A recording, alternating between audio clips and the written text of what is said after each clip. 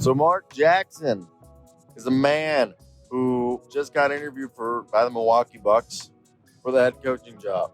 Now, he probably won't get it, and I've read online, and I've since multiple people have commented it. Supposedly, it's because he's like a minister, and like he has to have time taken out to do his ministries and stuff on Wednesday, and he also is like super this is allegedly homophobic, so take that with a grain of salt. I want to hear if you guys heard those rumors too, but it's interesting to hear those come out, and like that's why people have said he hasn't gotten a job. Now, he's gotten interviewed according to Charania, and I have no problem with Mark Jackson as a coach.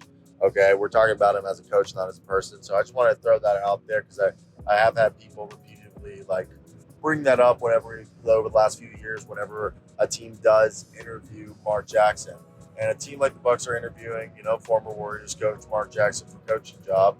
And he's a guy who coached them from 2011 to 2014. He's widely credited for developing the players and being the reason why the dynasty kick-started. And those 3 seasons as the Warriors coach, he had a 52.6% winning percentage.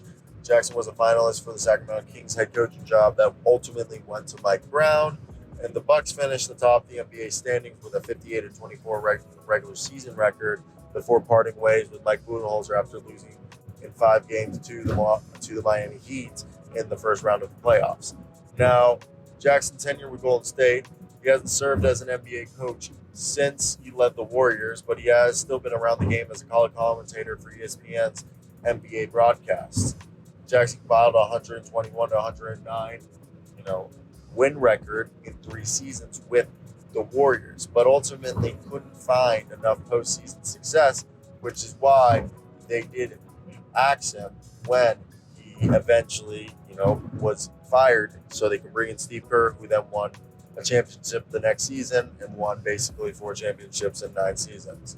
Now, he's 58 years old, and he's called games since 2014. He was the 18th overall pick in the 87th draft, played for the New York Knicks, Los Angeles Clippers, Indiana Pacers, Denver Nuggets, Toronto Raptors, Utah Jazz, and Houston Rockets. Well-journey guy. I love player coach. He'll teach him defense.